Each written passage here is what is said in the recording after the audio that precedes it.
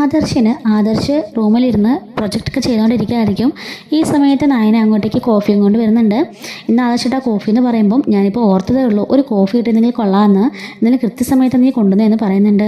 എന്താ ആദർശിട്ട് പുതിയ പ്രൊജക്റ്റ് എന്ന് പറയുമ്പം അന്ന് നീ ചെയ്ത ഡിസൈൻസൊക്കെ ഇല്ലേ, അതുപോലെ തന്നെ കുറച്ച് ഡിസൈൻസ് ചെയ്യാൻ വേണ്ടിയിട്ടാണ് എന്ന് പറയുന്നുണ്ട്.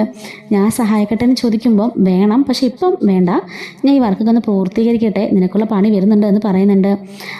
എന്തായാലും നീ ഒത്തിരി ജോലി ചെയ്ത് ക്ഷീണിച്ചതല്ലേ, കുറച്ചൊരു റെസ്റ്റ് എടുക്കാനൊക്കെ പറയുന്നുണ്ട് കേട്ടോ. അപ്പോൾ ആദർശിൻ്റെ മനസ്സിൽ പതിയെ നയനോട് സ്നേഹമൊക്കെ തോന്നി തുടങ്ങിയൊരു സമയമാണ്. നയനയുടെ ഭാഗത്തല്ല തെറ്റ്, നവിയുടെ ഭാഗത്താണ് തെറ്റ് എന്നുള്ള കാര്യമൊക്കെ നവിയ പറയുന്നുണ്ടായിരുന്നു കേട്ടോ. അപ്പോൾ അതൊക്കെ അതിൻ്റെയൊക്കെ ഫുൾ വീഡിയോസ് നമ്മൾ നേരത്തെ അപ്ലോഡ് ചെയ്തിട്ടുണ്ട്. കാണാത്തവരൊന്ന് കണ്ടു നോക്കണേ. അങ്ങനെ നവ്യ കാര്യങ്ങളെല്ലാം തന്നെ തുടക്കം തൊട്ടുള്ള കാര്യങ്ങളൊക്കെ തന്നെ തുറന്ന് ആദർശനോട് പറയുന്നുണ്ട് തന്നെ നയന ഒരു കുറ്റക്കാരില്ലെന്നുള്ള കാര്യം ആദർശന് മനസ്സിലാവുന്നുണ്ട്. നയന ഗതികേട് കൊണ്ട് തൻ്റെ ജീവിതത്തിലേക്ക് വന്നു പോയതാണെന്നും അവളുടെ സ്വഭാവം നല്ലതാണെന്നൊക്കെ ആദർശ് മനസ്സിലാക്കുന്നതോട് കൂടിയിട്ട് ആദർശിൻ്റെ മനസ്സിലെ എല്ലാ വെറുപ്പുകളും മാറ്റി നയനെ സ്നേഹിക്കാൻ ആരംഭിക്കുന്നുണ്ട്. അങ്ങനെ നയനെ വന്നിട്ട് റൂമിലെ ബെഡ്ഷീറ്റൊക്കെ വിരിച്ച് റൂമൊക്കെ ക്ലീൻ ചെയ്തിടുന്നുണ്ട്.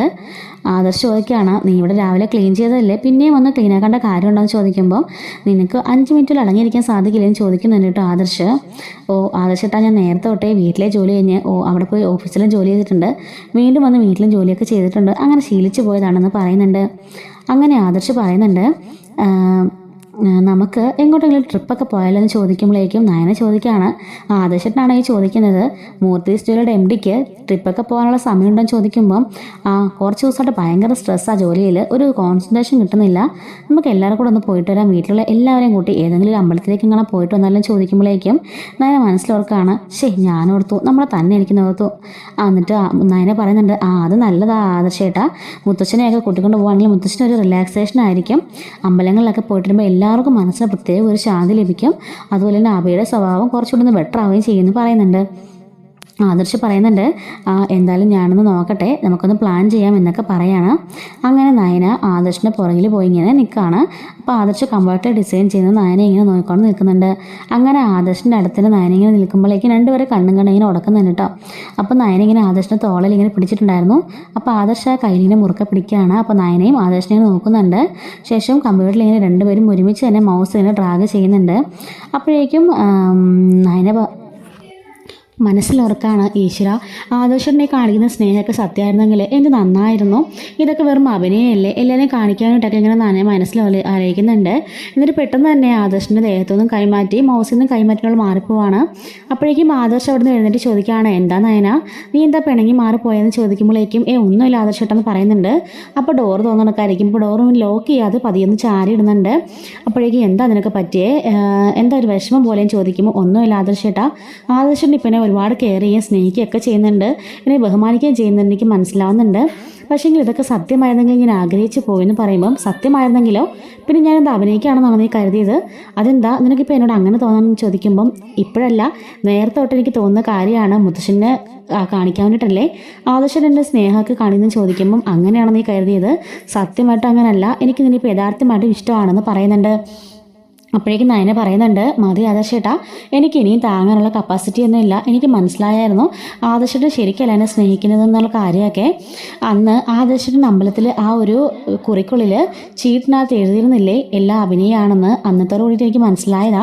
പക്ഷേ ആദർശേട്ടൻ സ്നേഹിക്കുന്ന പോലെ അഭിനയിക്കുമ്പം എനിക്കെന്തോ എൻ്റെ മനസ്സിനുള്ളിൽ നിന്നും ആദർശേട്ടൻ്റെ വല്ലാത്തൊരു സ്നേഹം കവിഞ്ഞൊഴുകാണ്, അതുകൊണ്ട് തന്നെ എനിക്ക് അതിൽ നിന്ന് പിന്മാറാൻ സാധിക്കുന്നില്ലെന്ന് പറയുന്നുണ്ട്. ആദർശ് പറയാണ്, ശരിയാ, അന്നൊക്കെ എനിക്ക് എൻ്റെ ദേഷ്യം തന്നെയായിരുന്നു, ഇഷ്ടമില്ലായിരുന്നു, പക്ഷെ ഇപ്പം അങ്ങനെയല്ല, ശരിക്കും ഞാൻ അതിനെ യഥാർത്ഥമായിട്ട് തന്നെ സ്നേഹിക്കുന്നുണ്ട്, ഇപ്പം ഞാൻ ഈ കാണിക്കുന്ന സ്നേഹമൊക്കെ തന്നെ സത്യമാണെന്ന് പറയാണ്.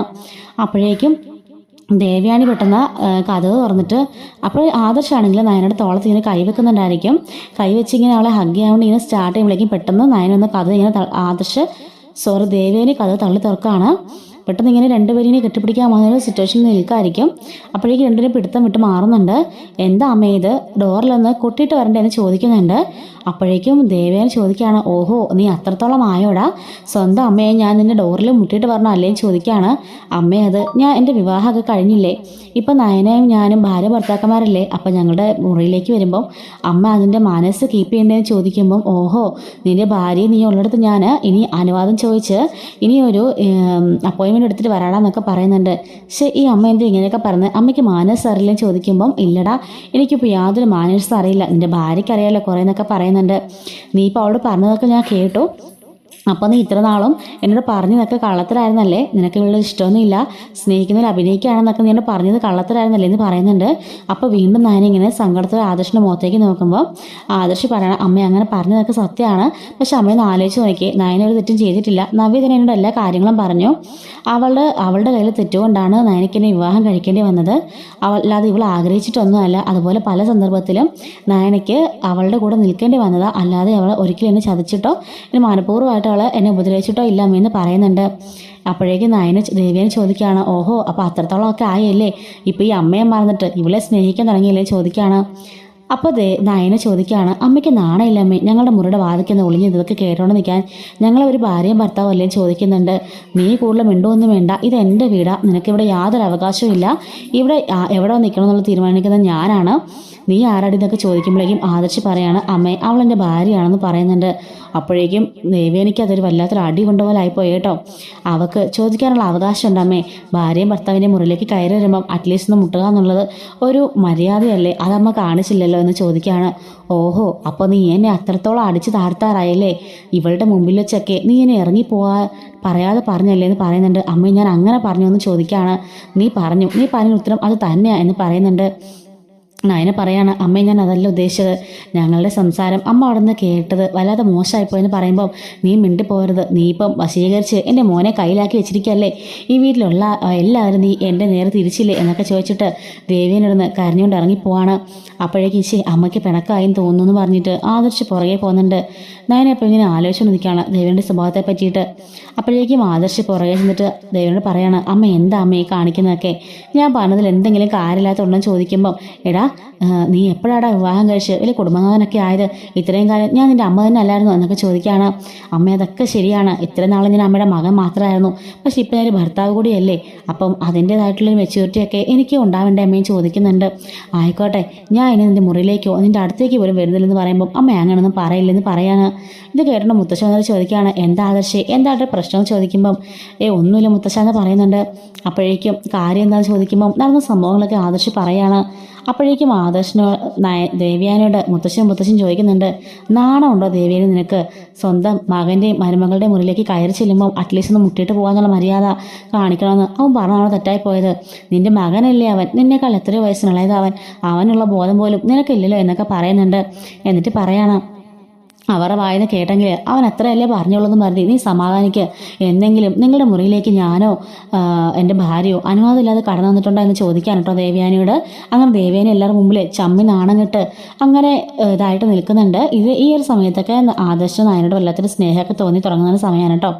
ഇതുപോലെ അപ്കമിങ് ആളുടെ റിവ്യൂസൊക്കെ നമ്മുടെ ചാനൽ അപ്ലോഡ് ചെയ്യുന്നുണ്ട്. എല്ലാ ദിവസവും മിസ്സാവാതിരിക്കാൻ ചാനൽ സബ്സ്ക്രൈബ് സപ്പോർട്ട് ചെയ്യണേ. Thanks for watching.